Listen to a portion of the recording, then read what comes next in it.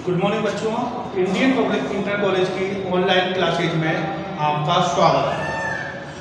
बच्चों मैं आपको 11th क्लास यानी 11th क्लास का फर्स्ट चैप्टर भौतिक जगत के बारे में आपको बताने जा रहा हूँ। ठीक है, यानी कि मैं आपको पार्ट फर्स्ट पढ़ाऊंगा। ठीक है, तो भौतिक जगत आपका जो फर्स्ट चैप्टर है उसके बारे में मैं आपको बताऊंगा। तो सबसे पहले भौतिक जगत में सबसे पहले हमें फिजिक्स पढ़ने से पहले ये जानना जरूरी होता है कि विज्ञान क्या है। ठीक है, क्या बताया कि विज्ञान क्या है, इसके बारे में जानना बहुत ही आवश्यक होता है। तो ठीक है, तो मैं आपको सबसे पहले विज्ञान के बारे में बताऊंगा। विज्ञान क्या है, यानी कि विज्ञान क्या है कि दो शब्दों से मिलकर बना होता है विधन ज्ञान। ठीक है, दो शब्दों से मिलकर बना होता है विधन ज्ञान। इसका अर्थ होता है विशिष्ट ज्ञान को जानना। ठीक है, वि शब्द का अर्थ होता है विशिष्ट और ज्ञान शब्द का अर्थ होता है जानना। तो विशिष्ट ज्ञान को जानना ही विज्ञान कहलाता है। इस शब्द की जो उत्पत्ति हुई है लैटिन भाषा के सिंटिया नामक शब्द से हुई है। ठीक है, यानी विज्ञान शब्द की जो उत्पत्ति हुई है सिंटिया नामक शब्द से हुई है। इसके बाद देखो विज्ञान में कई पार्ट आते हैं, जैसे भौतिक विज्ञान, रासायनिक विज्ञान, सैन्य विज्ञान और भी विज्ञान है। लेकिन हम आपको भौतिक विज्ञान के बारे में बताएंगे कि भौतिक विज्ञान है क्या। भौतिक विज्ञान क्या है, तो भौतिक विज्ञान क्या है, इस शब्द की जो उत्पत्ति हुई है फिजिक्स नामक शब्द से हुई है, यानी कि फिजिक्स नामक शब्द से हुई है। और विज्ञान जो मैंने आपको बताया फिजिक्स नामक शब्द से हुई है, तो इसकी विज्ञान भौतिक विज्ञान की डेफिनेशन क्या है कि भौतिक विज्ञान विज्ञान की वह शाखा है जिसके अंतर्गत प्रकृति में होने वाली परिघटनाओं तथा उनसे संबंधित अन्य घटनाओं का अध्ययन किया जाता है।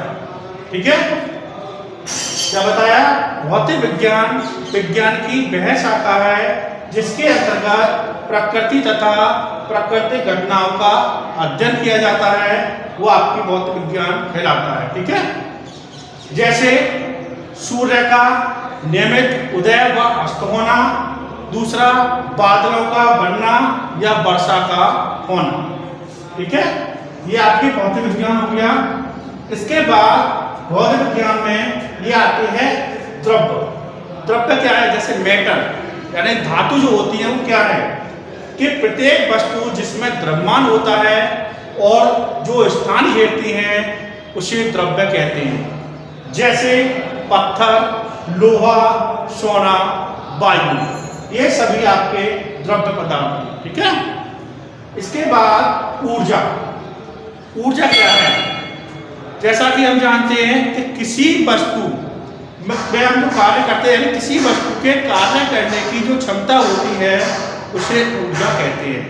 यानी कि किसी वस्तु में जो कार्य करने की क्षमता होती है उसे ऊर्जा कहते हैं। और जैसे गतिज ऊर्जा, स्थिति ऊर्जा, विद्युत ऊर्जा, ऊष्मीय ऊर्जा और अन्य इसके पार्ट होते हैं। ठीक है, जैसे हम बात करते हैं गति ऊर्जा क्या है कि किसी वस्तु में उसकी गति के कारण कार्य करने की क्षमता होती है तो उसे हम गतिज ऊर्जा कहते हैं। और जिसमें किसी वस्तु में उसकी स्थिति के कारण जो कार्य करने की क्षमता होती है उसे स्थितिज ऊर्जा कहते हैं। इसी प्रकार विद्युत ऊर्जा भी और ऊष्मीय ऊर्जा भी होती है।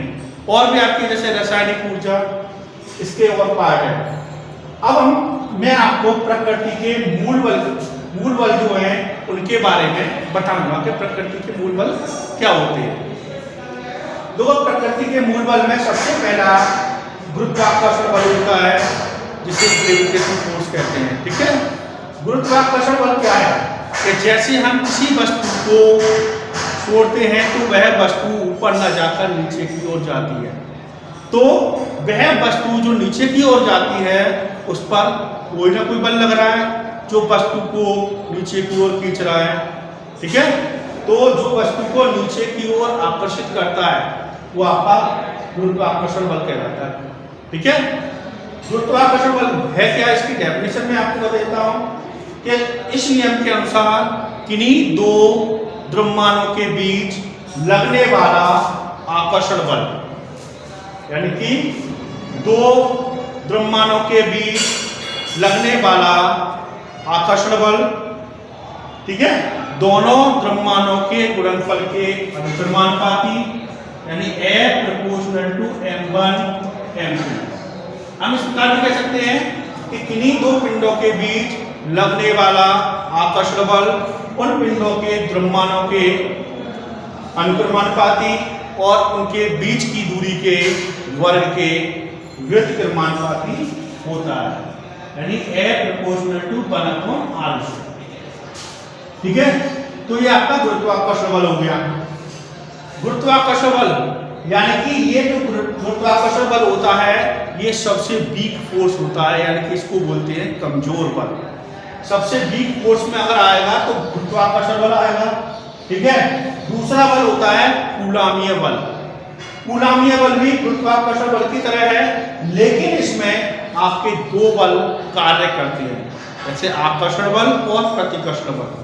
क्या है कि कूलामीय बल में इसमें यह दो आवेशों पर निर्भर करता है और इसमें दो स्थिर बिंदु होते हैं जिन पर ये वो आवेश होते हैं और वह कुछ दूरी पर रखे होते हैं। ठीक है, तो कूलामीय बल इसी तरीके का है। क्या होता है कूलामीय बल कि दो स्थिर बिंदु आवेशों के बीच लगने वाला आकर्षण और प्रतिकर्षण बल दोनों आवेशों के अनुक्रमानुपाती और उनके बीच की दूरी के वर्ग के व्युत्क्रमानुपाती होता है। जैसा कि हम दोनों बलों को विस्तार पूर्वक चैप्टर में आपको कराएंगे, जो चैप्टर आपके आगे आएंगे। ये गुरुत्वाकर्षण बल जो है वह आपका 11th में ही आएगा और जो कूलामीय बल है वो आपका 12th में फर्स्ट चैप्टर में आएगा। इसके बाद तीसरा बल होता है नाभिकीय बल। नाभिकीय बल क्या है? ये जो नाभिकीय बल होता है सबसे स्ट्रॉन्ग फोर्स होता है, इसे न्यूक्लियर फोर्स बोलते हैं। क्यों इसको स्ट्रॉन्ग कहा जाता है? इस बल को स्ट्रॉन्ग क्यों कहा जाता है? क्योंकि यह नाभिक में इलेक्ट्रॉन को, यानी नाभिक में इलेक्ट्रॉन को प्रोटॉन के साथ जोड़े रखता है। क्या बताया?